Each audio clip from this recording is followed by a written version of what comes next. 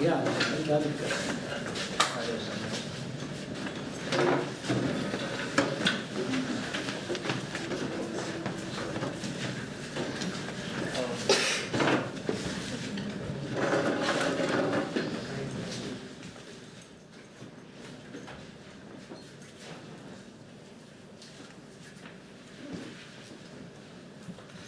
नमस्कार दोस्तों, तो मैं हूं भूपेंद्र सिंह खिड़िया और हैबिटेट के ओपन माइक में आपका स्वागत है। तो सबसे पहले आप अपना स्वागत करें, फिर मेरा स्वागत करें।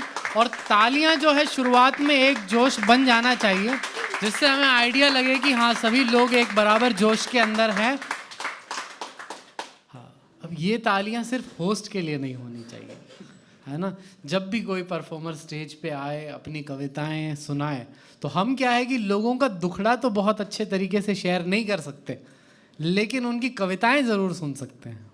तो जब भी कोई इंसान यहाँ पर आकर अपनी कविता पढ़े, तो सबसे पहले आप मेक श्योर कर लो कि आपके फ़ोन साइलेंट्स पे हो, है ना। अच्छा नहीं लगता कि बाद में बड़ा डिसरेस्पेक्टफुल हो जाता है एक आर्टिस्ट के लिए। तो सब अपने फ़ोन चेक कर लें, एक शुरुआत का वक्त। और इसी के अंदर मैं आपको रूल्स बता देता हूँ। कोशिश ना करें कि आप समय से ज़्यादा वक्त लें, है ना। समय का थोड़ा ध्यान रखें। सबके पास एक निश्चित टाइम पीरियड है, एक वक्त है 4 मिनट का, जिसके अंदर आप परफॉर्म करके आपके अंदर की जितनी भड़ास, जितनी पीड़ाएं, जितना दुख, जितना दर्द, खुशियाँ हैं, आप यहाँ परफॉर्म कर सकते हैं, लेकिन 4 मिनट के अंदर। तो अगर आपको लगे कि आपके पास बहुत ज़्यादा है कहने के लिए, तो अपनी रफ्तार बढ़ा दें, है ना। फिर वो शताब्दी एक्सप्रेस लगनी चाहिए। लेकिन अगर आपको लगता है कि यार कम परफॉर्म करें लेकिन बिल्कुल तसल्ली से करें, तो उसी हिसाब से अपने पीसेस चुनिए। एक लाइट वहाँ 3.5 मिनट पे ब्लिंक होती है, जिसका मतलब ये है कि अगले 30 सेकंड के अंदर आपको अपने मन की सारी भावनाएं दिल पे हाथ रख के दबा लेनी है और अगले 30 सेकंड में उनको परफॉर्म कर देना है। कूल, सब बढ़िया। अब एक बार तालियां बजाकर आप अपना जोश दिखा दो तो हमें आइडिया लग जाए। बहुत बढ़िया। कितने लोग हैं जो कविताएं लिखते हैं? सभी लिखते हैं। और कितने लोग हैं यहाँ पर जो आज सिर्फ सुनने आए हैं कि मुझे बस कविताएं सुननी है? ये सबसे बेस्ट ऑडियंस है ना, क्योंकि सुनना मुक्ति का साधन है और सुनने वाले लोग बहुत कम मिलते हैं। वरना हमेशा हम शो करते हैं बहुत सारे सिटीज़ के अंदर, उनमें तक 40% ऑडियंस वो आती है जो खुद लिखती है, जो ये पूछने के लिए खड़ी है कि हैबिटेट में कैसे परफॉर्म कर है ना। तो वो नहीं होता। जब सुनने वाले लोग आते हैं तो बहुत अच्छा लगता है, एक तसल्ली मिलती है। तो आज के शाम की हम शुरुआत करते हैं। रूल्स आपको समझ में आ गया। और कुछ रूल्स हैं कि नो हेट स्पीच। आपको लगता है कि आपके अंदर भड़ास है लेकिन पर्सनल हो रही है, तो उसे दबा लें। उसकी बातचीत हम बाद में करेंगे, है ना। स्टेज से उतर के आप मुझे बोलो कि वो इंसान ऐसा, जितनी भड़ास है आप निकाल लो, मैं उस सुनने के लिए बैठा हुआ हूँ। लेकिन यहाँ हेट स्पीच नहीं। आप इन चीज़ों का ध्यान रखें। तो खैर, तो आज की शाम की हम शुरुआत करते हैं। शुरुआत में आपको बहुत सारा वज़न नहीं डाल देते हैं। बहुत लाइट सी एक कविता है प्यार पे। तो अक्सर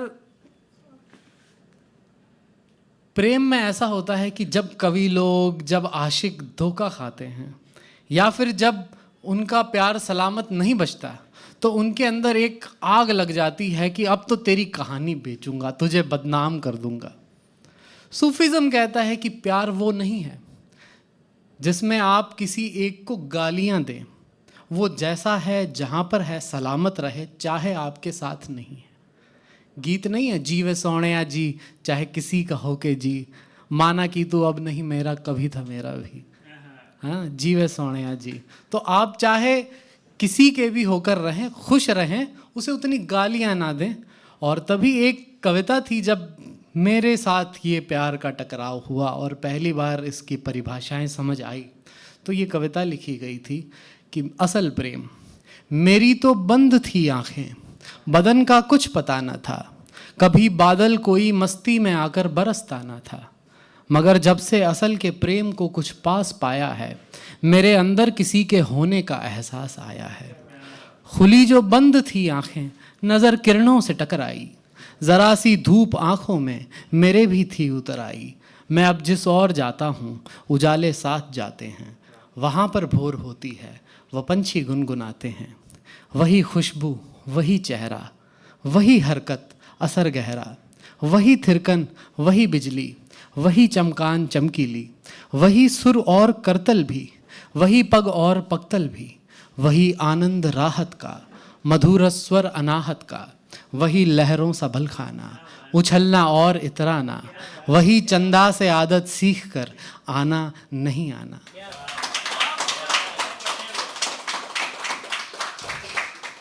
वही रस जो मधुमक्खी कुसुम की गोद में पाती, वही सनसन हवाएं जो उठाकर साथ ले आती, वही लयताल जिस पर पैर खुद से थम नहीं पाते, वही रास्ते जहां से लौट कर फिर हम नहीं जाते।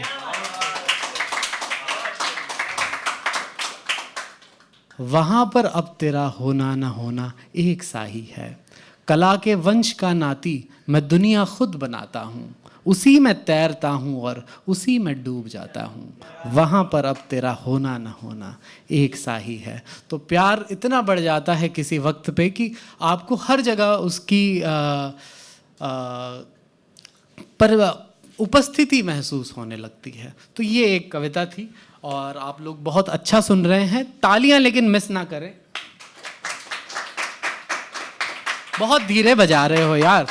मेरा तो जैसे तैसे करके मैं निकाल लूंगा, लेकिन अगले जो परफॉर्मर आए उनका है ना, आपको मनोबल बढ़ाना है। तो पहले परफॉर्मर का इसी के साथ हम स्वागत करते हैं। Please welcome Tanvi. स्टेज पर पहली बार या पहले नंबर पे आना बड़ा नर्वस वाला मोमेंट होता है, इसलिए मैंने सोचा कविताएं मैं शुरुआत कर दूं। बिल्कुल, तो जब तक स्टेज पे ना आ जाएं आप तालियां बजाते रहें और समय का ध्यान रखें।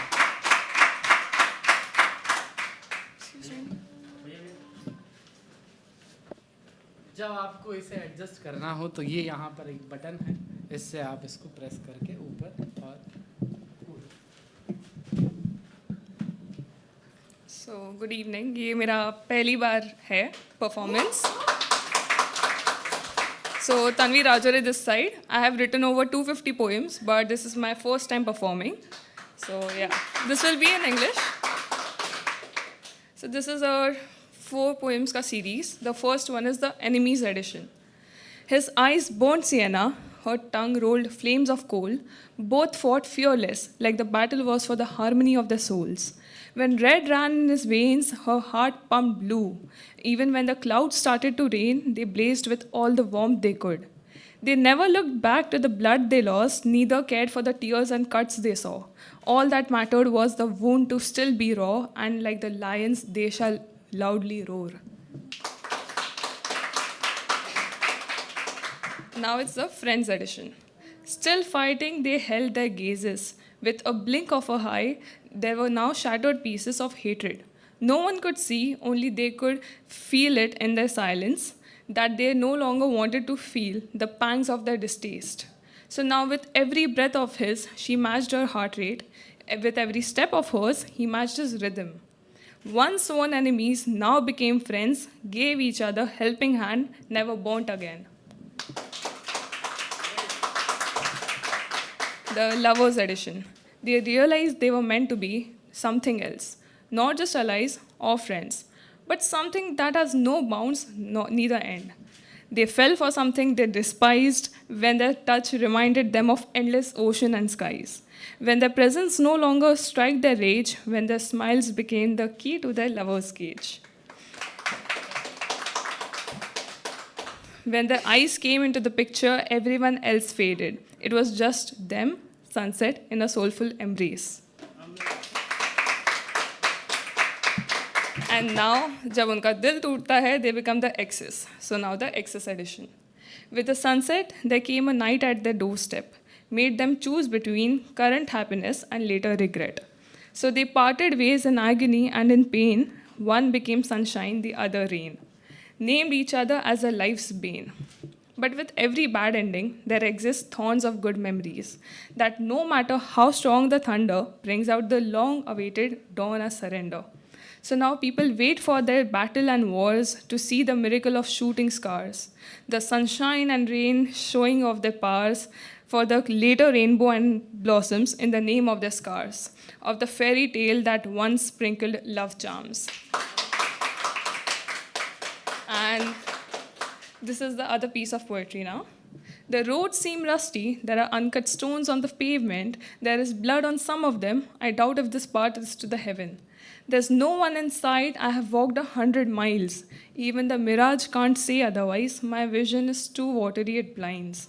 But I know, someone's there, I feel them.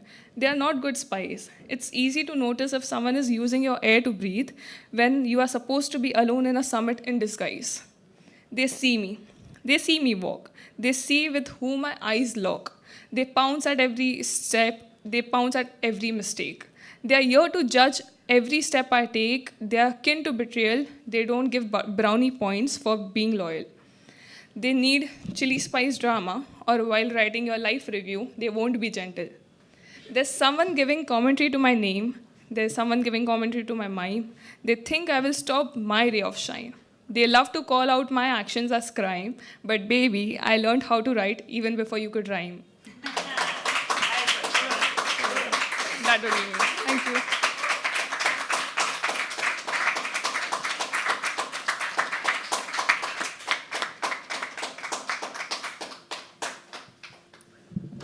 बढ़िया, मज़ा आ रहा है ना? ये एक एनर्जी बनी रहती है तो पूरे आखिरी तक हमें मज़ा आएगा। खैर, एक्सेस एडिशन के कारण एक हमारी तरफ से भी एक्सेस एडिशन कि अभी तक तुम्हारा भरोसा नहीं है, अभी तक तुम्हारा भरोसा नहीं है, दिल इसलिए भी परोसा नहीं है। अभी तक तुम्हारा भरोसा नहीं है, दिल इसलिए भी परोसा नहीं है, और गली हुस्न वालों की घर तक न छोड़े, ये उड़ते परिंदों के पर तक न छोड़े। न करती है केवल नजर खत्म अमृत, जो हक में पड़े तो जहर तक न छोड़े। कोई यूं ही बर्बाद होता नहीं है, दिल इसलिए भी परोसा नहीं है। और हादसों से अभी सब्र कर टल रहा हूं, मैं चाहता नहीं हूं मगर टल रहा हूं। हादसों से अभी सब्र कर टल रहा हूं, मैं चाहता नहीं हूं मगर टल रहा हूं। और बेशक तेरी हर अदा में है जादू, मुझे सब पता है अगर टल रहा हूं।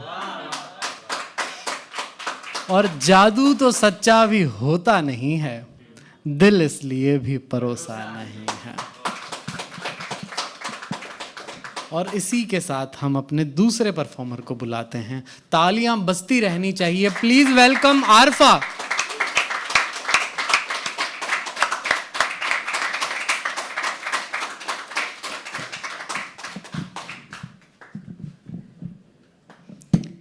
Hi guys, so my name is Arfa and I'm performing for the first time. So my father is here to support me.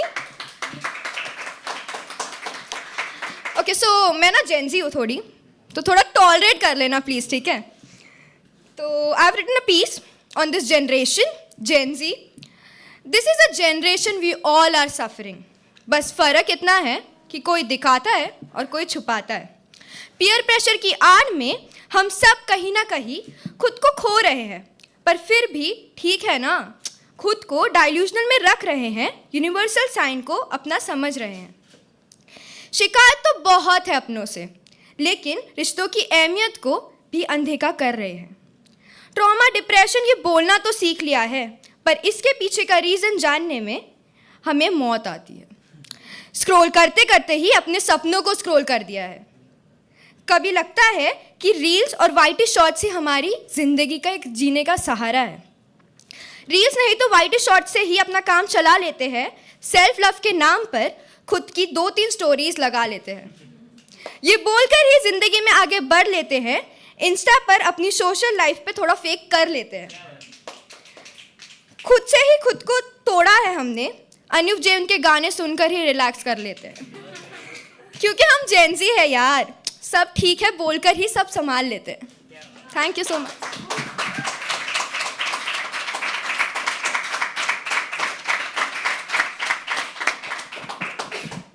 आपके पास अच्छा खासा समय था। ये पिता का प्यार होता है दोस्तों। यही सुना जाएगा कि कैसा रिकॉर्ड हुआ है। अच्छा हुआ रिकॉर्ड ना सर? बहुत बढ़िया। तो खैर दोस्तों, क्या कहते हो, अगले परफॉर्मर को बुला लें, है ना? रुकते नहीं हैं हम, अपने अगले परफॉर्मर को बुलाते हैं। दोस्तों तालियां बजती रहनी चाहिए। अलीशान।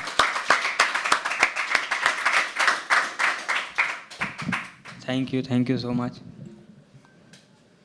तो जब हम किसी के प्यार में होते हैं ना, तो ऐसा होता है कि हम तारीफ़ करने की हद पार कर देते हैं, और जब उनसे ब्रेकअप होता है तो फिर ऐसा सुनने में आता है कि यार ऐसा था वो लड़का, वो ऐसा था वो लड़का। तो अपने साथ भी ऐसा हुआ। तो फिर मुझे लगा कि तब मेरे पास तब शायद वक्त नहीं था बताने का कि कैसा था वो लड़का, तो उस पर लिखा था कि मैं बताता हूँ आपको कैसा था वो लड़का। कि तुम्हें याद तो होगा वो लड़का, कि तुम्हें याद तो होगा वो लड़का, जो एक झलक देखने को तुमको पागल था वो लड़का। हाँ वही लड़का जो सारा दिन तुमको ताकता रहता, नाम ले लेकर तुमको ये जमाना उसको हमेशा सताता रहता। कि तुम दिख नहीं रही हो, कहाँ गई हो, कब आओगी। कि तुम दिख नहीं रही हो, कहाँ गई हो, कब आओगी, इस फिक्र में लगा रहता था वो लड़का। अब जब कोई कहता है तुमसे तो तुम कहती हो अरे नहीं पागल था वो लड़का। अच्छा, कुछ समय बाद हम लोग को ऐसा लगता है कि यार शायद हम ही गलत थे, चलो एक बार फिर से मनाने की कोशिश करते हैं, शायद कुछ हो जाए। तो तब मैंने लिखा था कि अच्छा सुनो ना, पागल नहीं था वो लड़का। कि अच्छा सुनो ना, पागल नहीं था वो लड़का, हद से ज़्यादा प्यार करता था तुमसे वो लड़का। अच्छा सुनो ना, पागल नहीं था वो लड़का, हद से ज़्यादा प्यार करता था तुमसे वो लड़का। अगर हद से ज़्यादा प्यार करना पागलपन है तुम्हारी नज़र में, तो यार तुम सही कहती हो, पागल था वो लड़का। प्यार ना मुझे लगता है मैथ की तरह है, जो बहुत कम ही लोग को समझ में आता है। और मुझे जहाँ तक मैंने लोगों को प्यार करते देखा है, तो मुझे लगता है कि प्यार एक विश्वास है और प्यार एक इबादत है। कि प्यार ना एक विश्वास है या प्यार एक इबादत है, और प्यार सच्चा झूठा नहीं होता। प्यार करते रहना किसी को सिर्फ एक आदत है। और पागल सा मैं लड़का हूँ, लेकिन मेरी भी कुछ कहानी है। आज जो कुछ भी हूँ मैं सब तुम्हारी मेहरबानी है।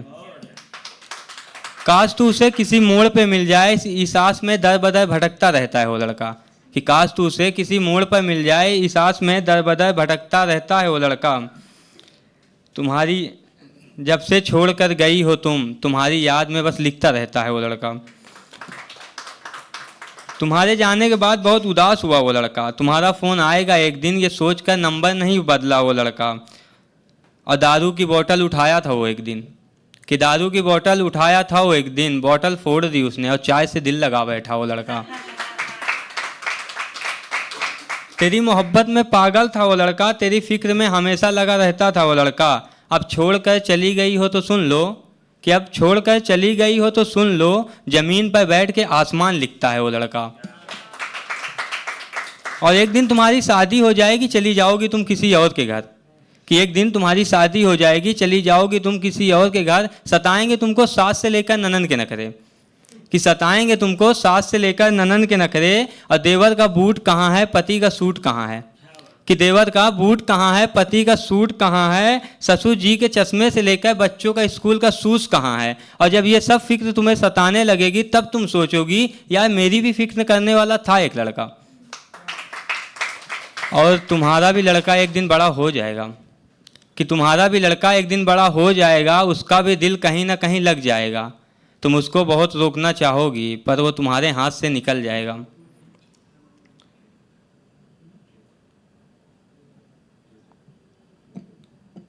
तब तुमको शायद समझ आएगा वो लड़का, क्योंकि जब अपनों पे बीतता है कुछ, तो गैरों का एहसास होता है दुख। Thank you so much.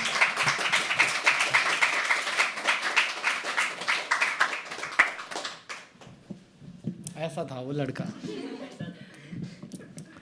क्योंकि हमारे बीच में जेनजी बैठे हुए हैं, तो और उनके पिताजी भी बैठे हुए हैं।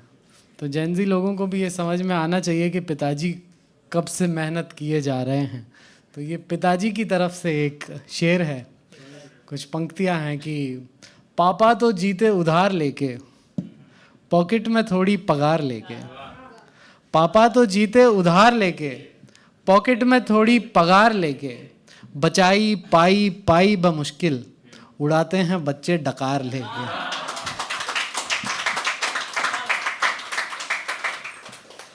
है ना? तो हम ही जानते हैं कि पापा लोगों ने किस तरीके से हम लोगों को बड़ा किया है और इस काबिल बनाया है कि एटलीस्ट किसी का चेहरा हमें दूसरों का ना देखना पड़े, दर दर ठोकरें ना खानी पड़े। भले ही पापा लोगों की नदी पार करने वाली कहानी आधी झूठ और आधी सच्ची हो लेकिन उनकी मेहनत ज़रूर सच्ची है ना दोस्तों? तो एक हाल फिलहाल एक किस्सा हुआ था, हादसा कह सकते हो आप इसको, उत्तर प्रदेश के अंदर, कि 10th के अंदर बड़ी छोटी बच्ची थी, उसने टॉप किया और उसकी प्रतिभा आंकने के बजाय लोग उसके चेहरे पर बालों का मजाक उड़ाने लगे थे कि इसके तो मूछें हैं, मूछों वाली लड़की तक उसे कहने लगे। हम लोग इतने गिर चुके हैं कि ये भी नहीं देख रहे हैं कि कोई कितना छोटा है। 10वीं कक्षा कुछ भी नहीं होती हमारे। अगर आप गांव देहात में चले जाओ तो कौन पार्लर जाने निकलता है 10वीं कक्षा के अंदर ही, है ना? तब ये कुछ पंक्तियां थी कि ज़रा से बाल चेहरे पे देख कर अटक गए, हंसते हंसते में अपने पैर तक पटक गए, खूबसूरती की परिभाषाओं की आड़ ले लोग प्रतिभा के ही सम्मान से भटक गए।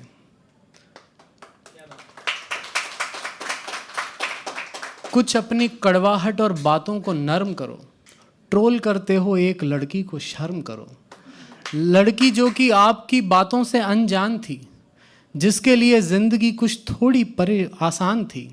लड़की जो कि आपकी बातों से अनजान थी, जिसके लिए ज़िंदगी कुछ थोड़ी आसान थी।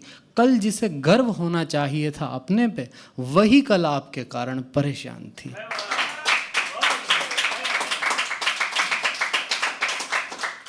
उसके बाद जो उसका बयान आया था, जब ट्रोल बहुत ज़्यादा हुई, वो बयान अपने आप में बड़ा भयावह आपको नज़र आएगा, क्योंकि उसने ये बोला कि शायद मेरे कुछ नंबर कम आते, मैं टॉप नहीं करती तो इस ट्रोलिंग से बच जाती, शायद दूसरे या तीसरे नंबर तक आने से सलामती हो जाती। हम इस जगह तक पहुंच गए हैं। मतलब हंसी मजाक चलता रहता है लेकिन ट्रोलिंग बहुत ज़्यादा हो जाती है। और चिढ़ा भी किस चीज़ पर रहे हैं? खूबसूरती के पैमानों पर। खूबसूरती के अंदर मुझे आप ये बताओ कि आपकी पर्सनली क्या कमाई है वो खूबसूरती हासिल करने में? पंक्तियाँ थी कि खूबसूरती जो कमाई नहीं ताप की, अनायास मिलती है शक्ल माँ बाप की।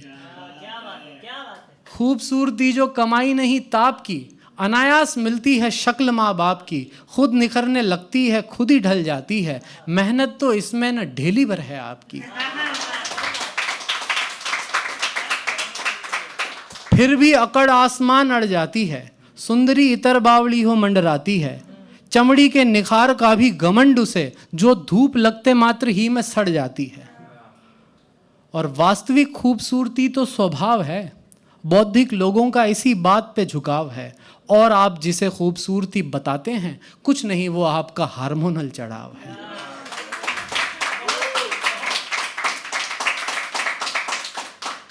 क्योंकि खूबसूरती के पैमाने अगर आप देखोगे ना, तो वक्त के साथ भी बदलते रहते हैं और पर्सन टू पर्सन वेराई करते हैं। मेरी दादी के सामने जब कुछ मॉडल्स के चेहरे रखे जाते थे तो वो ये कहती थी कि ये चपटे मुंह वाली कौन है ना? तो सबकी अपनी अपनी परिभाषाएं हैं खूबसूरती को लेके, उसमें अकड़ की कोई बात ही नहीं है। और जिस तरीके की दुल्हन मेरे लिए अब मेरी दादी सजेस्ट किया करती थी, कहती थी कि बिल्कुल गोल चेहरा होना चाहिए या फिर बिल्कुल तीखी नाक होनी चाहिए, उस हिसाब से तो मुझे ये लगता था कि मेरी शादी या तो किसी फुटबॉल से होगी या तोते से होगी, है ना? तो सबकी अपनी अपनी परिभाषाएं हैं, उन पे हम क्या इतराते हैं। योद्धा लोग जो होते थे वो अपनी खूबसूरती घावों से बयान करते थे, है ना? उनके लिए ये कहा जाता था, कुछ पंक्तियां हैं कि घाव चोट नहीं है, घाव गहना है। घाव चोट नहीं है, घाव गहना है, ये वो तजुर्बे हैं जिन्हें हमने पहना है।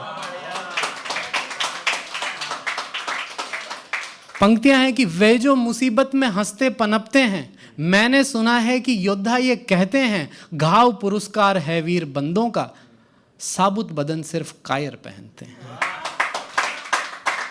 है ना? तो जितने अलग अलग पर्सपेक्टिव्स में जाइए आप, खूबसूरती की परिभाषाएं अलग अलग हो जाती है। अब उन पर हम क्या ही अभिमान करने लगे और किसी को ट्रोल करें। खैर, इसी के साथ हम अपने अगले परफॉर्मर को बुलाएंगे। नाम भूल गया हूं तो जो भी मेरे मुंह पे आए उसे सदाकत समझना।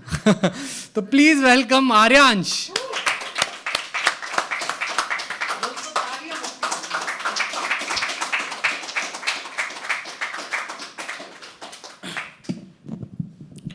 कैसे हैं आप लोग?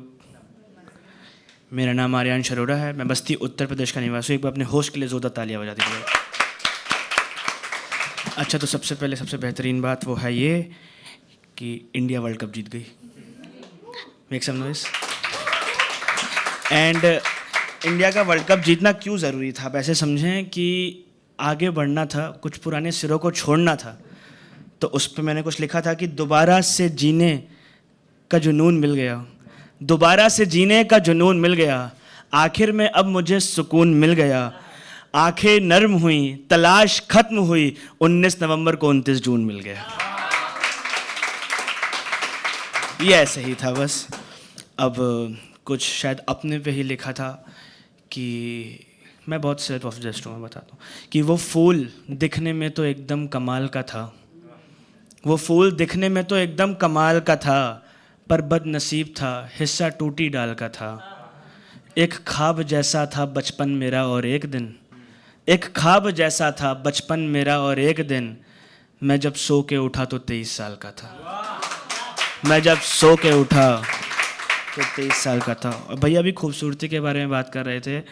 एक लड़के होने के, एक लड़का हूँ इसलिए मैं कह सकता हूँ कि क्या चाहिए प्यार में? खूबसूरती चाहिए क्या? एटीट्यूड, जेंजी, कुछ नहीं। मैं बताता हूँ 4 लाइनों में कि वो अप्सरा की मूरत नहीं होनी चाहिए, बेपना खूबसूरत नहीं होनी चाहिए, वो अप्सरा की मूरत नहीं होनी चाहिए, बेपना खूबसूरत नहीं होनी चाहिए, वो ईमानदार है और तुम्हारे प्यार में है पागल, इश्क में इससे ज़्यादा की ज़रूरत नहीं होनी चाहिए, इश्क में इससे ज़्यादा की ज़रूरत नहीं होनी चाहिए।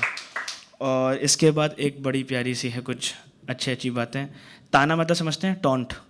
कि नमक लगा के ताने में मुझे मिले हैं खाने में, डरने घर बना लिया है मेरे बिस्तर के सिरहाने में, खुद को देख नहीं पाता मैं, डर लगता है बाहर जाने में, और पहले शराब नशा देती थी पर अब सुकून मिलता है मैं खाने में, अब सुकून मिलता है मैं खाने में, सब ज़रूरी चीज़ें रखते हैं, मैंने दर्द रखा है मैं खाने में, और मैं घड़ी देख के रोता हूँ, मौत को देर हो गई आने में, मौत को देर हो गई आने में। और आज का आखिरी पीस, उसके बाद अपनी जगह। अब आप ये ऐसा समझ लें कि ये अपनी पसंदीदा के लिए है, मैं आप लोग को दे रहा हूँ, आप उनको दे दीजिएगा। कि सादगी से भरी है वो, कुछ कहते हैं परी है वो, उसकी चमक से लगता है चांद की कारीगरी है वो, धड़कनों की धड़क उससे है, घुंघरुओं की ये खनक उससे है, उसने हीरे पहन के बताया हीरो की भी चमक उससे है, उसकी खिड़की को दूर से होके बेकरार देखते हैं जब उसे तो जार जार देखते हैं, बड़ी मशक्कत से उसे लाते हैं ख्वाब में, फिर उसी ख्वाब को सभी बार बार देखते हैं। शौक से शुरू होती है वो, फिर जब उसकी आदत पड़ जाती है, नशा होता है उसका इस कदर, फिर शराब होश में लाती है, शायरों को करती वश में नज़में लिखवाती है, दुनिया तब ईद मनाती है जब वो खिड़की पे आती है, नूर जिसका ताज है अप्सराएं जिसकी दासी हैं, नूर जिसका ताज है अप्सराएं जिसकी दासी हैं, अंधेरे का विलोम है वो, हसीन का पर्यायवाची है, वो है समंदर किनारा भी है, वो है ख्वाहिश सितारा भी है, ये मेरा मुनाफा खसारा भी है कि वो मेरा भी है और प्यारा भी है। बहुत शुक्रिया। और जाने से पहले 2 लाइन जिसको बोल के टाइम बढ़ा लेते हैं, वो 2 लाइन ये है कि मैंने मेहनत को रिश्वत में मेरी नींद दी है, मैंने मेहनत को रिश्वत में मेरी नींद दी है, और सिर्फ इतना मांगा है मेरे ख्वाब जिंदा रहें। बहुत बहुत शुक्रिया मुझे सुनने के लिए। Thank you so much.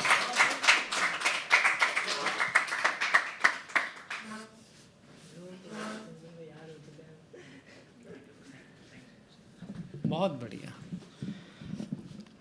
और वापस प्यार की बात हो गई है। कुछ लड़कियां जब प्यार करती हैं ना, तो वो भूल जाती है कि किस हद तक प्यार करना है, है ना, अपना अस्तित्व तक भूलने लगती है, अपना एग्जिस्टेंस तक गवा देती है।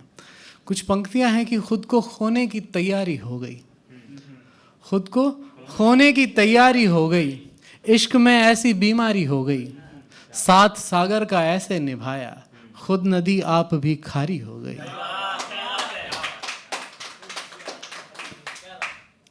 है ना, तो एग्जिस्टेंस के भी, और लड़कों का हमारा तो इन जनरली प्यार ऐसा चल रहा होता है कि तुम्हारे अलावा किसी और को ना देखता था मैं, तुम्हारे अलावा किसी और को ना देखता था मैं, अगर मैंने कहा है ये तो बहुत फेंकता था मैं।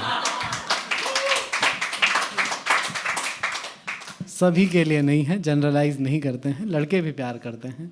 पहले कविता सुनाई थी आपको मैंने असल प्रेम, है ना, याद रखना उसको, वरना लोग क्या होता है कि कैरेक्टर जज करने लगते हैं बहुत जल्दी। तो दोस्तों, हम इसी के साथ अपने अगले परफॉर्मर को बुलाते हैं। जोरदार तालियों से स्वागत कीजिए अजमल।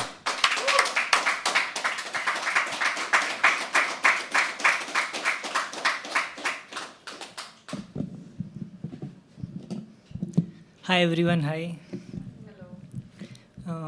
वक्त की थोड़ी पाबंदी है, तो अभी अभी जस्ट मोहब्बत पे थोड़ी बात आई है, तो एक ख्याल है, आप इजाज़त दे तो।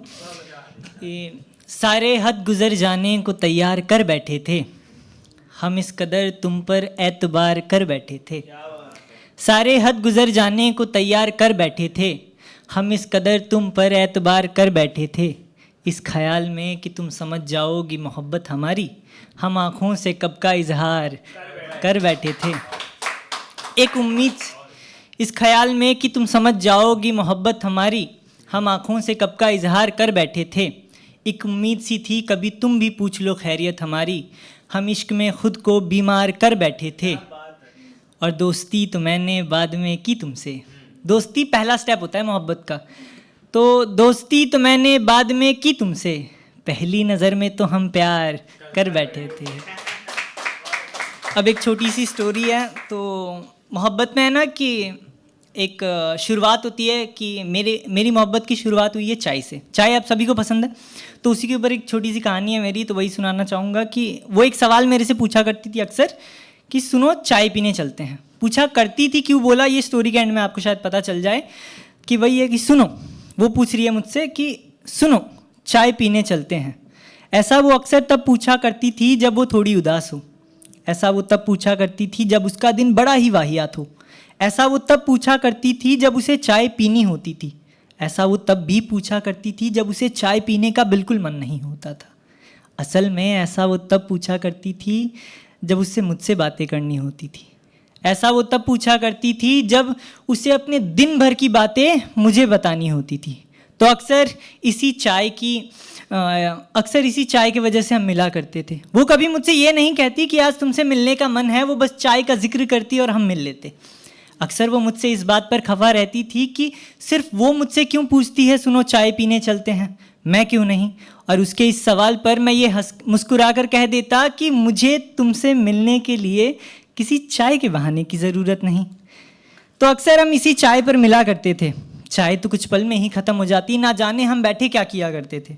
ऐसा करते करते हमारी दोस्ती को लगभग 5 साल बीत चुके थे। इतना श्योर थे इन 5 सालों में एक दूसरे का दिल जीत चुके थे, लेकिन इस दोस्ती में मुझे कुछ कमी सी लग रही थी। न जाने क्यों वो मुझे खल रही थी। मुझे उसका यूं हर रोज़ अब चाय के लिए पूछना अच्छा नहीं लगता था। अब मिलने के लिए ये चाय का बहाना अच्छा नहीं लगता था।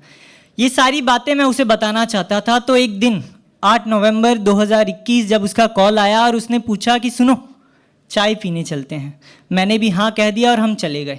मैंने अपनी फेवरेट वो ब्लैक शर्ट पहनी और मैं चला गया। हम मिले और कुछ ही देर में हमारी चाय आ गई। मैंने चाय के कपों को साइड में रखा और उससे कहा कि सुनो, आज चाय की चुस्कियाँ लेने से पहले तुम्हें एक बात कहना चाहता हूँ। बहुत समय से इंतज़ार में था, आज साफ साफ कहना चाहता हूँ कि सुनो मुझे तुम्हारे साथ अब ऐसे चाय पीना अच्छा नहीं लगता। दोस्ती के नाम पर अब ऐसे छुप छुप कर मिलना अच्छा नहीं लगता अच्छा जब मुझसे तुम यूँ चाय के लिए पूछती हो। मुझे हमारे मिलने के लिए ये चाय का बहाना अच्छा नहीं लगता। ये सुनकर वो बहुत हैरान हो गई। उसका चेहरा बता रहा था वो परेशान हो गई। फिर मैंने उससे कहा कि सुनो, मुझे पता है ये चाय बहुत खास है, शायद इसी ने रखा है अब तक हमें बहुत पास है। हाँ, बस मैं इस चाय के रिश्ते को बिगाड़ना नहीं चाहता, मैं तो बस इतना चाहता हूँ कि मेरी ज़िंदगी में एक नई शुरुआत हो जिसमें तुम हो और शायद ये चाय भी, लेकिन हमसे कहीं दूर। अब इससे पहले तुम गुस्से में एक नया चाय पिलाने वाला ढूंढ लो, अपने साथ किसी और को घुमाने वाला ढूंढ लो, विथ योर परमिशन, तुम्हारी इजाज़त के साथ। सुनो, एक नई शुरुआत करते हैं। 5 सालों तक सिर्फ तुमने पूछा था, अगले 50 सालों तक मैं हक से पूछना चाहता हूँ। सुनो, चाय पीने चलते हैं। Thank you everyone, thank you so much.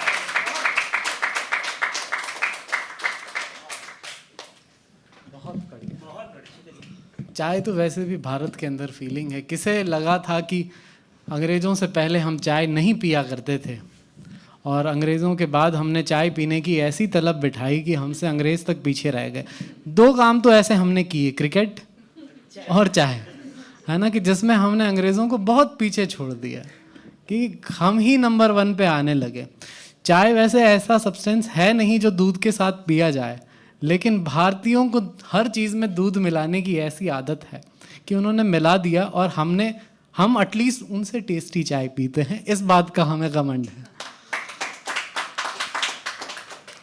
India वैसे भी एडप्टेशन के मामले में अगर सोसाइटी को छोड़ देंगे, है ना, ये चाहे एडप्ट नहीं कर रही बहुत सारी चीज़ें, लेकिन बाकी भारत की जनता, आपका पहनावा देख लीजिए, हमें ये मुसीबत नहीं हुई कि स्कर्ट कब नहीं पहनने हैं, उस लेवल पर पाकिस्तान में आज तक भी नहीं आ पाई है ना। वहाँ कोई ना कोई खड़ा होकर बोल देगा कि ये जो है आप बहुत गलत कर रहे हो, है ना, या लोग आके आप पे कंबल डाल जाएंगे। ऐसे भी किस्से हुए हैं कि अरे, है ना, कम से कम इस बात के लिए भारत बहुत अच्छी जगह है।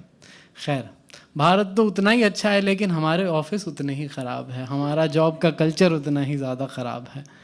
जो भी ऑफिस वाले हैं वो ये बात समझ पाएंगे, जब भी 4-5 साल अगर एक जगह पर हमें बीत जाते हैं ना, उसके बाद काम करते करते अचानक से ये फीलिंग आती है कि यार पिछले 4 या 5 साल में मैंने कुछ किया ही नहीं।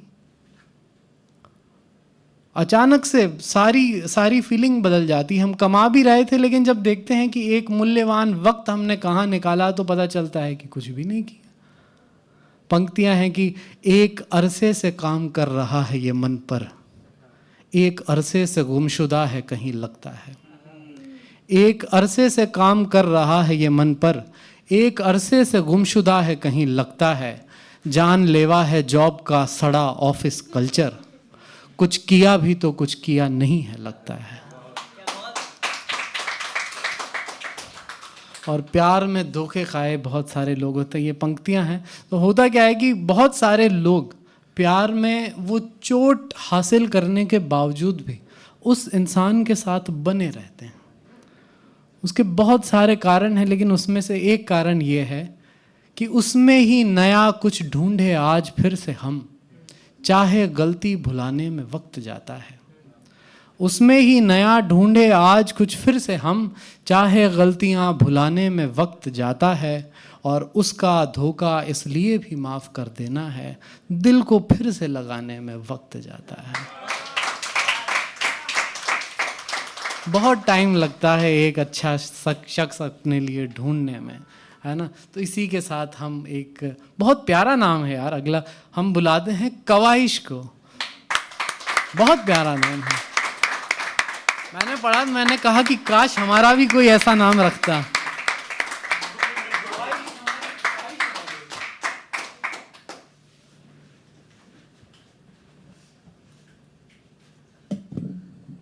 Got it. Hi, मेरा नाम ख्वाहिश है और मैं ख्वाहिश नहीं, मेरा स्पेलिंग डिफरेंट है।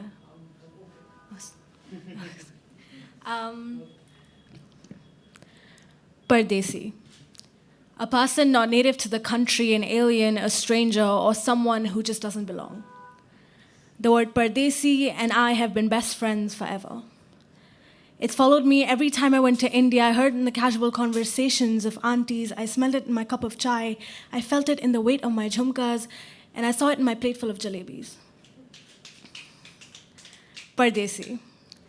They call me that because I speak English better than Hindi, But you see, my parents wanted me to learn the language of my colonizers before I learned mine, so that I'm respected in a society that they never were.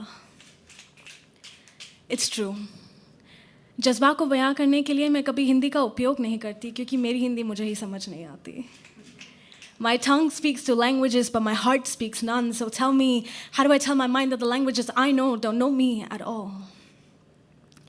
क ख ग से पहले मैंने A B C सीखा है, पर ठीक है, क्योंकि मेरी भाषा मुझे परिभाषित नहीं करती. परदेसी. They call me that because I wasn't born in my motherland. Didn't go there until I was 5, but when I did, I saw more than just cows and litter. I saw beauty with its own flaws. Just like the moon with its crevices and a model before she is airbrushed, I saw pretty skies and a heart big enough to fit all the people watching me today. Pardesi. They call me that because I don't know how to bargain. I'm too gullible, but I do know that bargaining runs in the blood of every Indian. So that makes me a rare blood type, but not a Pardesi. Because you see, my ancestors migrated from Pakistan to India because they believed that this land was theirs. Their land to grow aam ke ped and some khate piche bacche. Their ashes were scattered in the soil of every state just so that they could belong to this land. And I arise from that soil. So tell me, how am I a Pardesi? Thank you.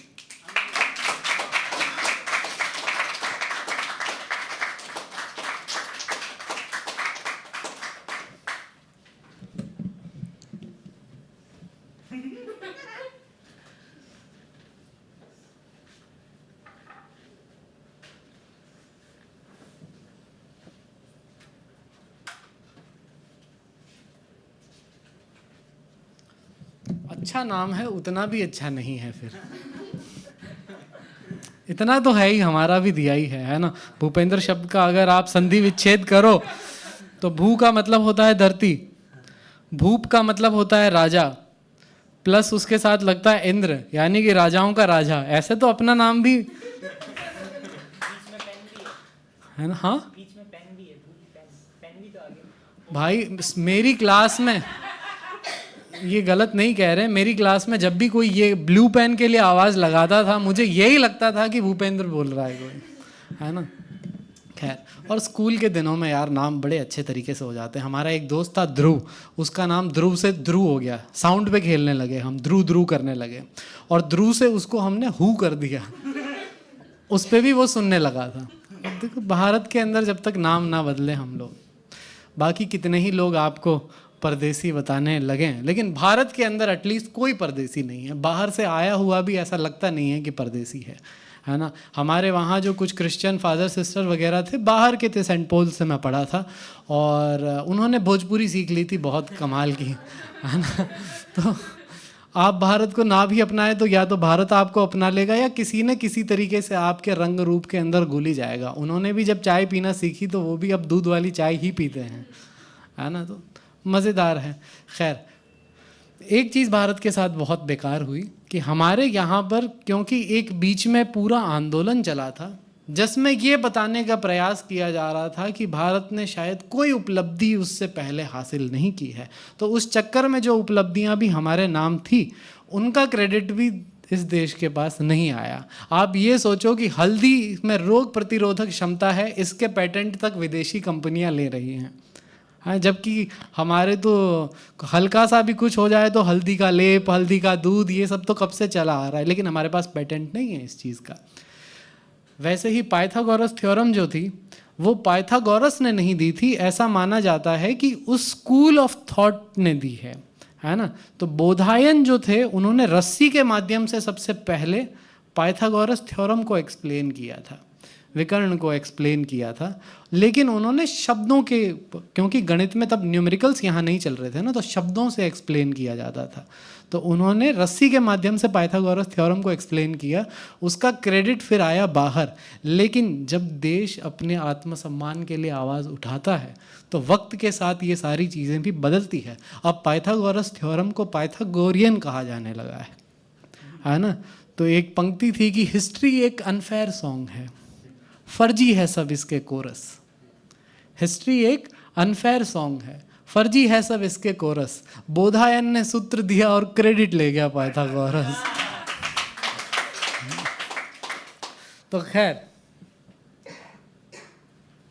इसके बाद हम थोड़ी ज्ञान की वर्षा करेंगे आप लोगों के ऊपर। आप बने रहिए, तब तक हम अपने अगले खिलाड़ी को बुलाते हैं, अगले प्रतिभागी को बुलाते हैं। Please welcome Akshada.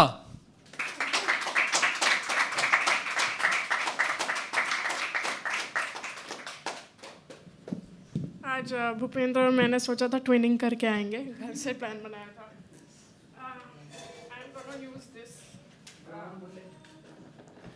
हाँ, brown Monday, exactly. But purely coincidental.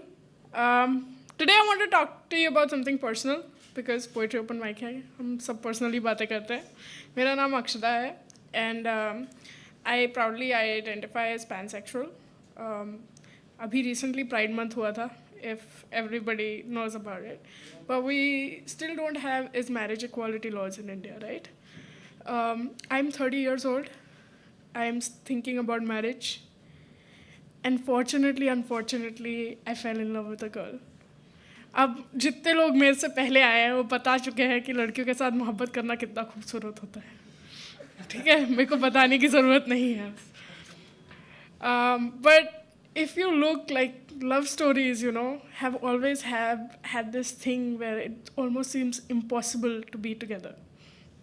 And in today's day and age, it seems like LGBTQI plus marriages or like identity is that. It's like same-sex marriage is still not a thing that society accepts. So I was thinking about it. ये personal ख्याल था मेरा। और आपको याद होगा एक सोनी महिवाल की कहानी, किसी को याद है यहाँ पे? बिल्कुल याद है। I think so couple of people जो जेंजी है या न्यूअर पीपल, किसी ने पार चना दे गाना सुना है? Paar Chana De, it's Paar Chenab De. It's basically referring to the river called Chenab, right? And we know, संक्षेप में स्टोरी ये है कि एक तरफ सोनी है और एक तरफ महिवाल, और सोनी के साथ ये होता है कि उसकी मैरिज किसी ने कि रिचुअल्स में कुछ प्रॉब्लम हो गए होते। Technically she is not married, but so called mother in law sees that she is going to Mahiwal and wants to stop her. So जो पॉट लेके जाती है, जिससे फ्लोट करके वो दूसरी तरफ जाती है, she hand replaces it with a faulty pot. That's how she drowns and she never gets to meet Mahiwal at the end. And that's why they say यार नू मिलेगी आज लास्ट यार दी। That's why the lyric in the folk tale comes from. And I think so love for me almost feels that impossible right now. Marriage doesn't feel possible right now. So मैंने उस ख्यालात में एक छोटी सी कविता लिखी थी. It's not that long. And I wrote it for her because I really love her. And कुछ ऐसे था, बैंगन सी है उसकी बनावट, जामुन सी है उसकी खट्टी मीठी चाहत, नील गगन सी है जब वो मुस्कुराती है, अपने आसपास वो कुछ ऐसे हरियाली उपजाती है, पीली धूप की तरह हल्की सी गर्माहट लेकर मेरे दिल की खिड़कियों के भीतर आती है, पीली धूप की तरह हल्की सी गर्माहट लेकर वो मेरे दिल की खिड़कियों के भीतर आती है, नारंगी सा है व्यक्तित्व उसका और उसके इश्क के लाल रंग में वो मुझे डुबाती है। कुछ ऐसी सतरंगी मोहब्बत है उसकी, गिनते गिनते शायद इंद्रधनुष के रंग भी कम पड़ जाएंगे, पर मेरी ब्लैक एंड वाइट ज़िंदगी में वो टेक्निकलर के रंग बन के आई है। कुछ लोग हमारे प्यार को नापाक कहेंगे और कुछ लोग मटमैला, कुछ लोग हमारे प्यार को नापाक कहेंगे और कुछ लोग मटमैला, पर मैं क्या सबूत दूँ हमारे प्यार के पाक होने का, कि हमारे बीच लफ्ज़ भी बेफजूल पड़ जाते हैं। शायद हमारी कहानी सोनी महिवाल जैसी महान ना हो, शायद हमारी कहानी सोनी महिवाल जैसी महान ना हो, क्योंकि हमारी कहानियाँ दो सोनियों की है, जिनके महिवाल चनाब के उस तरफ खड़े हैं। उनके बीच चनाब था और हमारे बीच समाज है। जिस समाज नामक दरिया में पैर रखते ही हम दोनों ही मिट जाएंगे। जिस समाज नामक दरिया में पैर रखते ही हम दोनों ही मिट जाएंगे। बादल के उस पार शायद हम अपना एक छोटा घर बनाएंगे।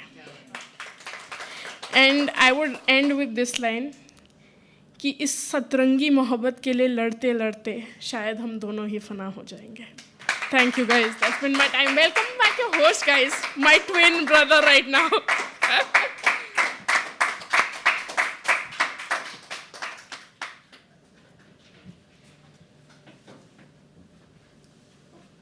लड़कियां ट्विनिंग में परेशान हो जाती है, लड़के खुशी हो जाते हैं ब्रो। खैर, सोनी महवाल की इन्होंने बात की थी, मुझे एक अपना पुराना गीत याद आ गया था।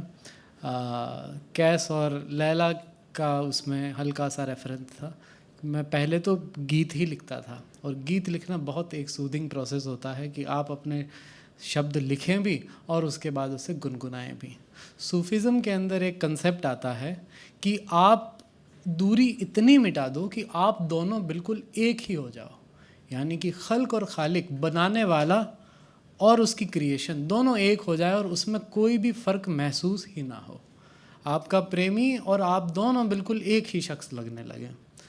इसकी शुरुआती पंक्तियाँ थी कि मैं का घूंघट उघाड़ूं तो तू निकले, तेरा घूंघट उघाड़ूं तो मैं निकले। अब इसे आप गीत में देखिए। मैं का घूंघट उघाड़ूं तो तू निकले, तेरा घूंघट उघाड़ूं तो मैं निकले। मैं ता घूंघट उघाड़ूं तो तू निकले, तेरा घूंघट उघाड़ूं तो मैं निकले। बारहा बात सरहद से आगे है, इश्क का नीर पनघट से आगे है। बारहा बात सरहद से आगे है, इश्क का नीर पनघट से आगे है। जिस जगह का पता है वहाँ कुछ नहीं, कैस लैला के झमघट से आगे है। और ज्यों ही चले सोचने का सबब, कुछ समझ नहीं आता है ना, और ज्यों ही चले सोचने का सबब, हर सबब का सबब भी नया निकले। मैं का घूंघट उघाड़ूं तो तू निकले, तेरा घूंघट उघाड़ूं तो मैं निकले।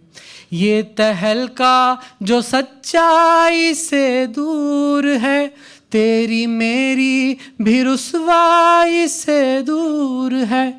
ये तहलका जो सच्चाई से दूर है, तेरी मेरी भी रुसवाई से दूर है। उम्र भर के तजुर्बे गलत ही गलत, मौत तो पास है, जिंदगी दूर है।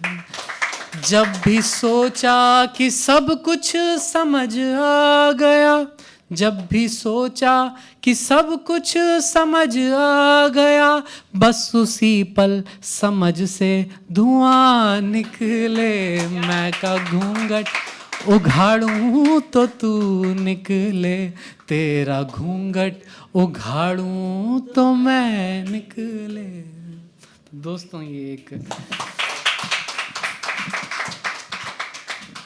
अब गीतों का, क्योंकि मुझे गीत याद आने लगे हैं, तो एक गीत था, तो हम क्योंकि ठहरे राजस्थानी इंसान, तो जब मनाने की बारी आती है तो उस मनाने के लिए एक बड़ा राजस्थानी अंदाज का शक्करपारा, सबको पता है, वो जो मीठा एक व्यंजन बनता है, इस शेप का होता है ना।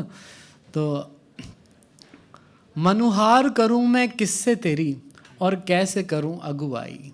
वो नाराज़ थी तो हम मना रहे थे कि मनुहार करूं मैं किससे तेरी और कैसे करूं अगुवाई। मेरा शक्ल शरीर तो तेरा ही और तेरी ही परछाई, और 56 भोग तेरे सामने रख दूं।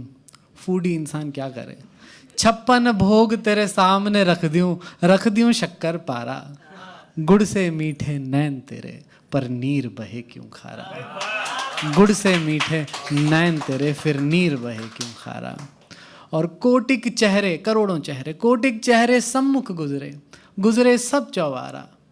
तुम सब सुंदर मुखड़ा जग में देखा नहीं दोबारा। और छल ना पाए एक भी काया तुम पर जो दिल हारा। गुड़ से मीठे नैन तेरे फिर नीर बहे क्यों खारा। और चंदा बरसा चांदनी और सूरज कम कर धूप, छाँव पसंद मेरे यार को और यार बड़ा ही अनूप। लख लख बार मनाकर देखे हाय रे दिल बेचारा। गुड़ से मीठे नैन तेरे फिर नीर बहे क्यों खारा।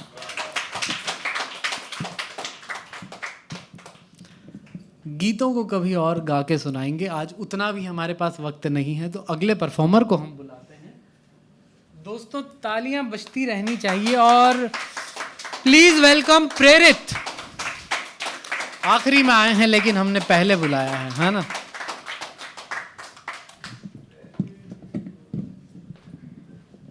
हाय, मेरा नाम प्रेरित है and the piece that I am going to read it's called rotting away. I feel like I will rot away in this room and I won't be able to get out. I have been grieving since I can remember. I grieve and grieve and grieve what could have been, what will not be, and what I can't save, until it consumes me and makes me lose track of time. Last night I came across a poem I wrote a few years ago. I talked about loss, grief, and the never-ending guilt that I carry with me at all times. I talked about how everything around me felt greater than I'll ever be and how suffocating it is to be around myself. I remember being 15 and wanting to be a child, growing up with this constant urge to be seen through the layers that have formed over the years and the person that I've become with the parts of people that I've grieved just once, so that I could finally rest without this voice constantly screaming in my head wanting to be saved. At 20, my therapist tells me that I have learned helplessness, a state that occurs after a person has experienced trauma and chaos repeatedly so much that they start to derive a sense of belonging from it. At least I have. I am 21 now and I don't think about somebody finally seeing through me anymore. I just sit through and rot and rot and rot. Thank you.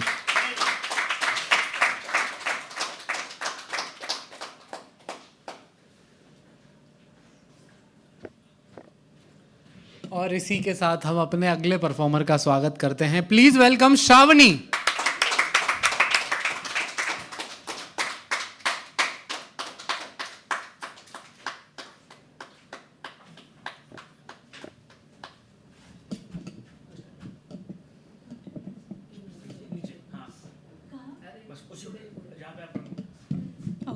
Thank you. माहौल बहुत आशिकाना हो गया है already, और मैं जिस बारे में बात करने जा रही हूँ वो थोड़ी कॉर्पोरेट मजदूरी वाली बातें हैं, तो बेयर विथ इट। कुछ टाइम पहले मेरी जॉब लग गई है, और क्या है ना, जब कलाकार बनना होता है और अचानक से कॉर्पोरेट जॉब लग जाती है तो पता नहीं चलता करना क्या है। बट दो शख्सियत है, एक कॉर्पोरेट मजदूर है, एक कलाकार है। एक पैसे कमाने की दौड़ में लगा हुआ है, तो एक अपनी कला को गले लगाने चाहता है। तो लेकिन कुछ लोग शायद दोनों चीज़ों को चुनना चाहते हैं, तो ये उनके लिए है कि मांगा तो तुम्हें था नहीं, पर इस किस्मत से तुम मिल ही गए। एक कॉर्पोरेट मजदूर अपनी जॉब से कह रहा है कि मांगा तो तुम्हें था नहीं, पर इस कमबख्त किस्मत से तुम मिल ही गए, और भले तुम मिले भी तो किसे और क्यों, कि साला जो अपने ख्वाब के ना हो सके वो भले तुम्हारे कैसे होए। मजबूरी समझो या कहो नादानी से, समझो रुकावटें या फिर ना समझी से। कलाकार भी हूँ और अब मजदूर भी, ख्वाहिशों के पर कटे नहीं पर कहीं गुम है जैसे। खुश नहीं हूँ ऐसा नहीं है, नहीं सच कह रही हूँ, खुश नहीं हूँ ऐसा नहीं है। अपनों का साथ है तो डर भी थोड़ा कम सा ही है। हर कोई आज भी कहता है तू बिल्कुल नहीं बदली यार, पर न जाने ये कमबख्त आईना ही क्यों इनकारता है पहचानने से मुझे। पर उम्मीद है कि उस आईने को भी विश्वास होगा मुझ पर, तभी साथ देना छोड़ा नहीं उसने। कला ही कलाकार की पहचान है अगर, तो मैं आज अनजान हूँ, पर कल यही मजदूर कलाकार भी हो अनजानी में। और मजदूर होने में बुराई क्या है? ख्वाब बस ठोकरों से ही पूरे होते हैं, ये किसने कहा है? तुम अपनी कहानी खुद क्यों नहीं लिखते? चुनना ज़रूरी क्यों है? हम तो दोनों करेंगे भैया, हम कंफ्यूज्ड ही सही है।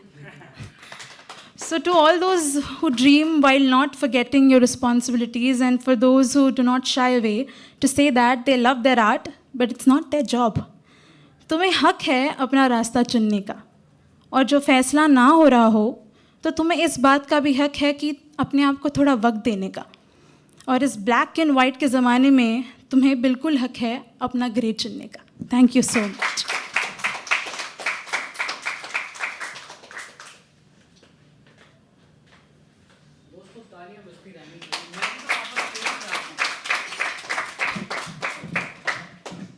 कम से कम मेरा स्वागत तो आप लोग वक्त के साथ कर ही सकते हो, वरना अगली बार स्लॉट नहीं मिलेगा। खैर, लोग बाग अपनी पीड़ा इस तरीके से भी बताते हैं, सारे लव के इर्द गिर्द ही नहीं उलझे हैं, ऑफिस की भी चिंताएं हैं। मैंने आपकी चिंता रखी थी वैसे यहाँ पे। आपको भी लगता है ऐसा कि वक्त कहाँ निकल जाता है ऑफिस के अंदर और कोई कीमती वक्त नहीं बना पा रहे हैं, तभी हैबिटेट आते हैं आप। कीमती वक्त, खैर पोइट्स लोगों का कीमती वक्त भी यहीं बर्बाद होता है, ये भी आप लोगों को बता दूं, है ना। क्योंकि बहुत सारी चीज़ें हम लिखते हैं समाज के परिवर्तन के लिए, और समाज का सारा परिवर्तन हम कवि लोगों को ही देकर चले जाते हैं। वो तो कुछ लोग हैं जो रेगुलर पब्लिक में भी अपडेट देते रहते हैं तो पता चलता है। खैर, जैसा कि मैं कह रहा था कि आपको कुछ बड़ी जेनजी लोगों को, है ना, कुछ इंटरेस्टिंग किस्से शेयर करने भी बहुत ज़रूरी है। भारतीय दर्शन को क्या है कि भारतीय लोगों ने बहुत कमतर आंका है अभी तक, और ना ही उस हिसाब से उसकी पढ़ाई की है। लोग अक्सर सारे किस्से कहानियों को चमत्कारों तक सीमित रख के देखते हैं, जबकि आपको जो आज मैं एक किस्सा सुना रहा हूँ, ये किस्सा आता है देवी भागवत पुराण के अंदर, ठीक है। तो एक ऐसा राक्षस था रक्तबीज, जिसका नाम था। रक्तबीज को ये वरदान था कि जहाँ जहाँ उसके खून के छींटे गिरते थे वहाँ से एक और रक्तबीज पैदा हो जाता था। अब जब रक्तबीज का उत्पात बहुत ज़्यादा बढ़ा, रक्तबीज, अब नाम भी आप देखिए कि किस लिए है, जैसे एक बीज से बहुत सारे पौधे पनपने लगते हैं, तो ये रक्त का बीज है ना, कि इससे बहुत सारे राक्षस वापस पनपने लगते हैं। रक्त का इस्तेमाल होता है बेटे के संदर्भ में, जवानी के संदर्भ में और हिंसा के संदर्भ में। तो यहाँ वो मेटाफर है कि हिंसा जितनी इस धरती पर बहेगी, कोई भी कारण रहा हो आपका, चाहे नेक कारण ही रहा हो, लेकिन हिंसा को जब हिंसा से काटने की कोशिश होगी तो उन बूंदों से वापस हिंसा ही पनपने लगेगी। ये देवी भागवत के पीछे का सार है। और अब जब रक्त बीज को मारने की बारी आई तो आप देखिए कौन जाता है। उसे मारने के लिए विष्णु जी नहीं जाते, उसे मारने के लिए शिव जी नहीं जाते, उसे मारने के लिए एक ऐसी शख्सियत की आवश्यकता है जो उसको डांट फटकार भी सके लेकिन उसे प्यार भी कर सके, जो ममता भी दिखला सके। तो माँ जाती है, दुर्गा जी जाती हैं।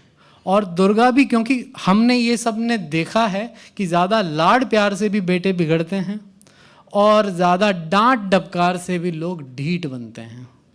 तो उस कहानी के अंदर ये होता है कि जब रक्त बीज को मारने की बात होती है और वो बढ़ता चला जा रहा है तो दुर्गा जी अपने दो रूप कर देती है, काली और दुर्गा स्वयं का। तो दुर्गा का ये कार्य होता है कि वो रक्त बीज को रेगुलर काटती रहें, उस पर प्रहार करती रहें, और उससे जो खून के छींटे टपकते हों वो ज़मीन पर गिरेंगे तो फिर रक्त बीज बनेगा। तो काली माता उसको अपनी जीभ पर स्थान देती हैं, वो रेगुलर चाटती रहती हैं, रक्त का चाटन करती हैं, पुचकारती रहती हैं। और इस हिसाब से रक्त बीज का वहाँ अंत होता है कि आप देखिए कितना सिनेमैटिक सीन है। अगर आप एनीमे वगैरह देखते हैं तो आपको लगेगा कि एक तरफ से प्रहार हो रहा है और दूसरी तरफ से खून का एक एक कतरा जीभ पर वो धारण कर रही हैं। तो ये बताता है कि हिंसा को हटाने के लिए प्यार, ममत्व, माएँ बड़े अच्छे तरीके से जानती है। हमें पता है कि हमें बचपन में जब माएँ सुताई भी हमारी कर लेती थी, उसके बाद जब एक बार प्यार से बोल देती थी तो हम वापस से ठीक के ठीक, पहले तो वरना गुस्सा हमें भी आने लगता था।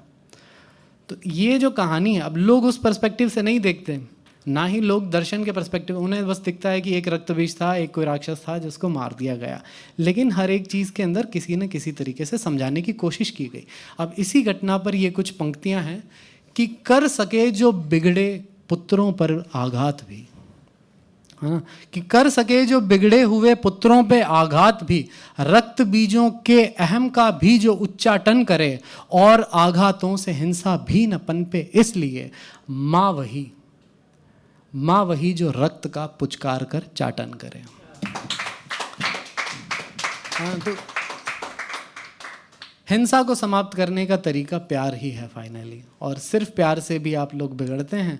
तो दोनों चीज़ों का एक संतुलित व्यवहार बहुत ज़रूरी होता है। तो ये दर्शन शास्त्र की बातें हैं। हालांकि हम अपने अगले परफॉर्मर को अब बुलाते हैं, मेरे हिसाब से उनका नाम अगर मैं गलत ले रहा हूँ तो आप बता दें। संगीता त्रिपाठी, राइट? ओके दोस्तों, जोरदार तालियों से स्वागत कीजिए संगीता त्रिपाठी जी का।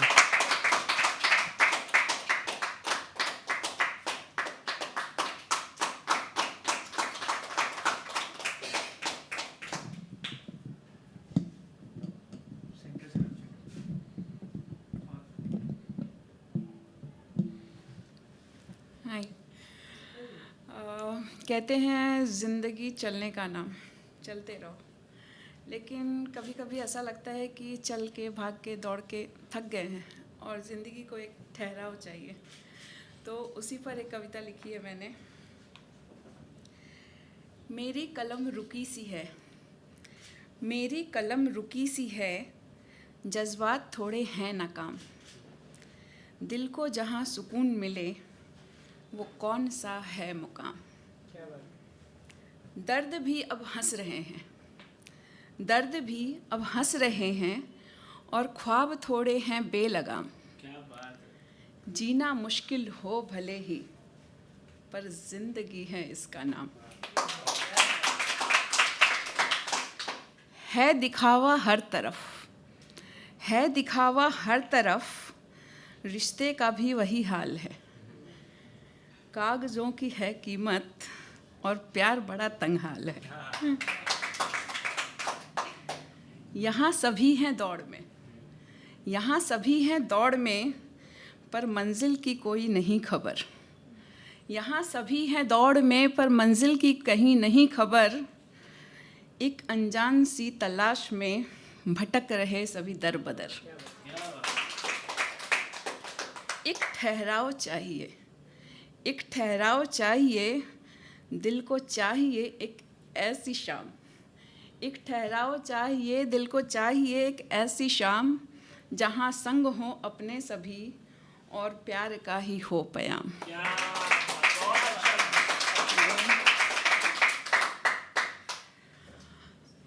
हम अपने दर्द लोगों से बांटते हैं और हम ये सोचते हैं कि दर्द कम हो जाएगा, पर जब एक बार पीछे मुड़ के देखते हैं तो ऐसा लगता है कि दर्द कम हुआ नहीं, कुछ उसका मजाक सा बनकर रह गया।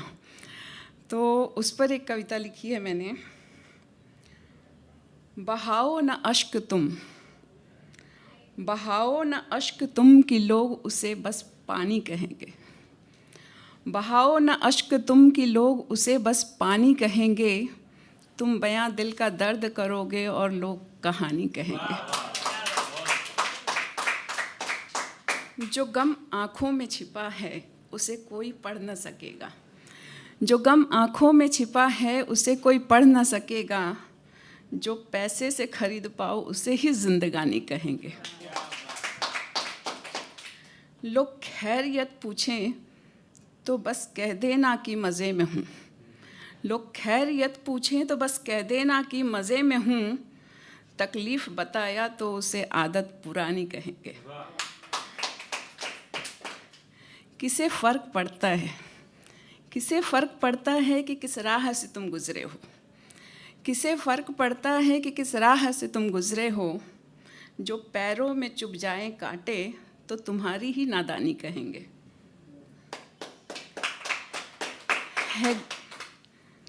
है गर इश्क तो एहसास इश्क होना भी ज़रूरी है गर इश्क तो एहसास इश्क होना भी ज़रूरी है, जो दिखावटी ना हो उसे ही हम इश्क रूहानी कहेंगे।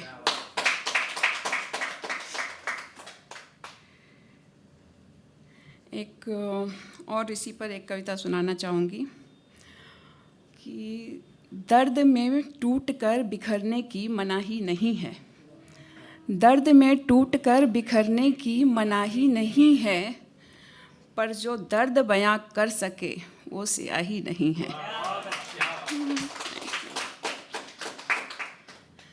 आँखों के आंसू को तुम कह लो मोती भले ही, आँखों के आंसू को तुम कह लो मोती भले ही, पर जो रात भर बिखरते हैं उसकी कोई गवाही नहीं है। कुछ गम दिलों के दिल में ही रहें तो अच्छा है, जो कुछ गम दिलों के दिल में ही रहें तो अच्छा है, आ जाएं सामने तो भी उनकी सुनवाई नहीं है। ज़रूरी नहीं है कि वफ़ा के बदले वफ़ा ही मिले, ज़रूरी नहीं है कि वफ़ा के बदले वफ़ा ही मिले, पर हर गम का मतलब इस जहां में बेवफाई नहीं है।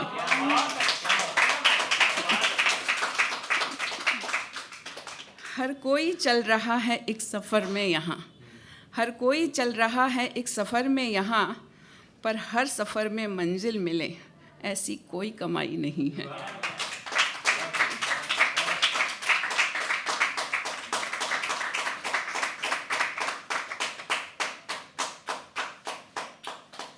और दोस्तों, इसी के साथ हम अपनी महफ़िल के आखिरी पड़ाव पर आ गए हैं। लेकिन होता क्या है कि एक महफ़िल के अंदर जब तक हम सारे लोग अपनी अपनी कविताएं तो पढ़ के चले ही जाते हैं, लेकिन बहुत ज़रूरी होता है सीखना, है ना। तो कुछ ऐसे शायर, कुछ ऐसे कवि, उनकी कुछ पंक्तियां आखिरी में मैं आप लोगों के साथ साझा करता हूं, जो मुझे बहुत अच्छे लगते हैं, जिनसे मैं खुद बहुत ज़्यादा सीखता हूं। और आप लोग भी अगर कविताएं वगैरह लिखते हैं तो पढ़ा कीजिए, जितना पढ़ोगे उतना आप अच्छा लिखना शुरू करोगे। ऐसा होता है कि दिन भर में हो सकता है कि आप 40 कविताएं भी लिख दें, लेकिन कविताएं रिजेक्ट करना भी आना चाहिए। हर वो चीज़ जो हमने लिखी है ज़रूरी नहीं कि उतनी इम्पोर्टेंट है, बहुत सारी चीज़ें रद्दी में चली जानी चाहिए। चार्ल्स बुकॉस्की का तो प्रोसेस ही ये था कि वो 10 कविताएं लिखते थे, 8 रिजेक्ट करते थे, फिर 2 कविताओं को अगले 19 दिन तक छोड़ देते थे, फिर उन्हें देखते थे और उनमें से भी एक कविता रिजेक्ट हो जाती थी, या जैसे फिर वापस ऐसा लगता था कि इसमें सुधार किया जा सकता है तो सुधार करते थे। तब एक इफ़ेक्टिव, क्योंकि कहने को तो हर कोई इंसान कह सकता है, कविता का मतलब ही, आप कविता कर रहे हैं इसका मतलब ही यह है कि आप वर्ड के साथ आर्ट को ले आए हैं, आप शब्दों के साथ जादूगरी करने लगे हैं। तो जब तक इम्पैक्ट क्रिएट नहीं हो रहा या फिर वो डेप्थ नहीं आ रही, जीवन के तजुर्बे भी बहुत ज़रूरी होते हैं अच्छी कविताएं लिखने के लिए। अब कुछ पंक्तियां, हम तो पूरी ज़िंदगी भर ये कोशिश करते रहते हैं कि किसी दिन ऐसी पंक्तियां लिख पाए। दिनकर साहब ने कुरुक्षेत्र के अंदर लिखा, जीवन की अंडरस्टैंडिंग आप देखिए। मुझे तो दिनकर साहब से अच्छा कोई कवि आज तक मिला ही नहीं। ऐसा एग्जेजरेशन नहीं है, मेरा अपना अनुभव है, लोगों के अपने एक्सपीरियंस अपने अपने हिसाब से वेराई करते हैं, लेकिन उनकी जब आप कविताएं पढ़ते हो तो आपको पूरा दार्शनिक दृष्टिकोण भी साथ में दिखता है। किसी और किरदार के ज़रिए वो जिन बातों को निकलवा देते हैं अपनी कविताओं के अंदर, वो सिर्फ कविता नहीं करते हैं, एक बहुत सारे उन्होंने काव्य लिखे हैं, कुरुक्षेत्र लिखा है, उर्वशी रश्मिरथी लिखा है, पूरी कहानी एक साथ चलती है, लेकिन उनके किरदार ऐसे हैं जो आपकी वर्तमान परिस्थितियों के साथ सिंक करते हैं। उनकी पंक्तियां वैसी हैं आप लोगों को सिखाने के लिए। जैसे कुरुक्षेत्र के अंदर एक पंक्ति आती है कि छीनता हो सत्व कोई, कृष्ण जी के माध्यम से वो बुलवा रहे हैं दिनकर साहब, कि छीनता हो सत्व कोई और तू, जब आप पर कोई जुर्म कर रहा हो, छीनता हो सत्व कोई और तू, त्याग तप से काम ले ये पाप है। हर बार ज़रूरी नहीं कि अहिंसा, त्याग, तप यही सारी चीज़ें काम आती है। छीनता हो सत्व कोई और तू, त्याग तप से काम ले यह पाप है, पुण्य है विच्छिन्न कर देना उसे, बढ़ रहा तेरी तरफ जो हाथ है। तो जो आपके अधिकार खाने के लिए हाथ बढ़े, कभी कभी उस हाथ को काट देना भी पुण्य होता है। फिर दिनकर साहब अपनी पंक्तियों में ये भी लिखते हैं आगे कि नहीं पाप का भागी केवल व्याल। ये होता है ना कि हम सारे वो लोग हैं जो अपने आसपास घटनाएं होती हुई देखते हैं लेकिन उन पर आवाज़ नहीं उठाते। ना ही हम बड़े बच के निकल जाते हैं, किसी का एक्सीडेंट होता है तो ऐसे नज़र चुरा के निकलते हैं कि खून हमारे शायद गाड़ी पे या वाहन पे लग जाएगा या फिर पुलिस हमारे पीछे पड़ जाएगी, लेकिन ये नहीं सोचते कि किसी की जान बच सकती है, किसी के साथ अन्याय हो रहा है तो उसके साथ हम खड़े हो जाएं कम से कम उस वक्त के लिए। तो दिनकर साहब ये लिखते हैं कि सिर्फ वो व्यक्ति जो अन्याय कर रहा है दोषी नहीं है, नहीं पाप का भागी केवल व्याल। सिर्फ शिकारी दोषी नहीं है जो देख रहा है, नहीं पाप का भागी केवल व्याल, जो तटस्थ है समय लिखेगा उनके भी अपराध। वहीं फिर कुरुक्षेत्र के अंदर एक पंक्ति और आती है। अब ये आप देखिए कि वो ये कहते हैं कि यदि आप विनीत होना चाहते हैं, आप अपनी इम्पोर्टेंस दुनिया को दिखाना चाहते हैं, तो सबसे पहले तो आप वो इम्पोर्टेंट पर्सन दुनिया में बनिए, वो सब हासिल कीजिए पहले, क्योंकि जब तक आपके पास वो हासिल है ही नहीं, आप शक्तिशाली नहीं हैं और आप किसी को कह रहे हैं कि जाओ मैं तुम्हें माफ़ करता हूँ, तो ये तो फॉर्मेलिटी है ना। तो वहाँ उनकी पंक्तियाँ आती है कि क्षमा शोभती उस भुजंग को, क्षमा करना सिर्फ उस सांप को शोभा देता है जिसके पास दांत है, जिसके पास जहर है। सिर्फ वो सांप कह सकता है कि जाओ मैं तुम्हें नहीं काटता। अगर किसी सांप के पास ना दांत हैं जहर के, ना जहर है उसके पास, वो कहे कि जाओ मैं तुम्हें नहीं काटता, तुम काट भी लोगे तो क्या कर लोगे। तब ये पंक्ति आती है कि क्षमा शोभती उस भुजंग को जिसके पास गरल हो, जहर हो, उसको क्या जो दंतहीन विष रहित विनीत सरल हो।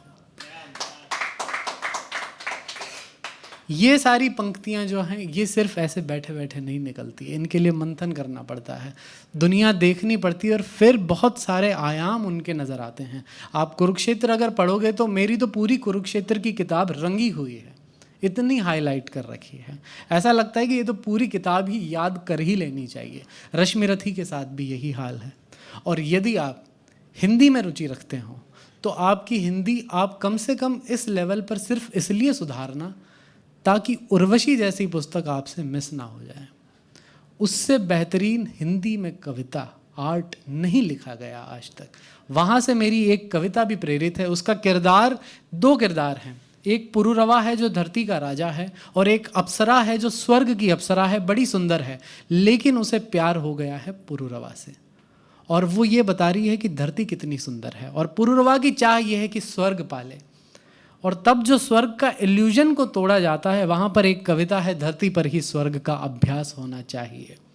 वो कविता इस किताब के बाद एक निष्कर्ष से निकली थी जो आसपास के धार्मिक लोगों पर भी व्यंग है कि धर्म के घन चक्करों ने पथ बनाया क्या भला, उल्टे पैरों से सिखाते दूर जाने की कला, जिस तरफ जाना उधर है पीठ पर आंखें नहीं, और कहते गर्व से तकनीक चलने की सही। इस तरह के लंपटों के ज्ञान को झंझोड़ना और आवश्यक है झूठे पात्र को खंकोलना। संग इनके जब मनु उल्टी दिशा में जाएगा, पीठ को आगे कहेगा गर्त में ही जाएगा।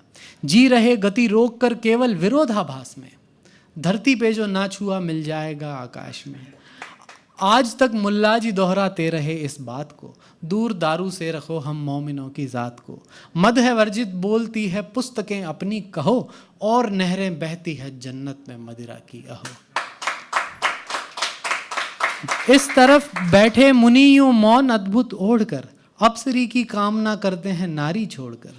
स्वर्ग में भी नारी जैसी अप्सरियों के सार्थ हैं, औरतें ठीक वैसी ही हैं, दो आंखें हैं, चाहे उसका एग्जेजरेशन कर दिया उन्होंने, है ना, कि स्वर्ग में भी नारी जैसी अप्सरियों के सार्थ हैं। सोना चांदी हीरे तो पृथ्वी के पदार्थ हैं, क्या किसी ने ये नहीं कहा कि पीरियोडिक टेबल का जो ये हिडन एलिमेंट है ये वहाँ पर मिलेगा, तो फिर शायद खोज करते हुए हम जाते भी।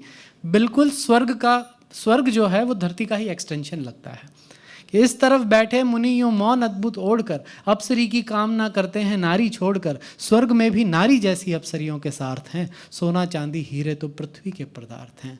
और क्या ही अंतर हो गया जब कामना छूटी नहीं, उस धरा से इस धरा की लालसा छूटी नहीं, जिंदगी भर आते जो झेप ली क्या जाएगी, चाहे जाओ स्वर्ग में पर पीछे पीछे आएगी।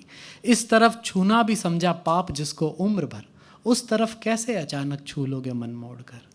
और बूंद भर से डरने वाला क्या नदी को जाएगा, एक पल का चूर मानव गुण सदी के गाएगा, जिसको सोना भी ना आया ठीक से गई रात में, आंख मलता ही दिखेगा किरणों की बारात में। जीभ पर अमृत का सा एहसास होना चाहिए और धरती पर ही स्वर्ग का अभ्यास होना चाहिए।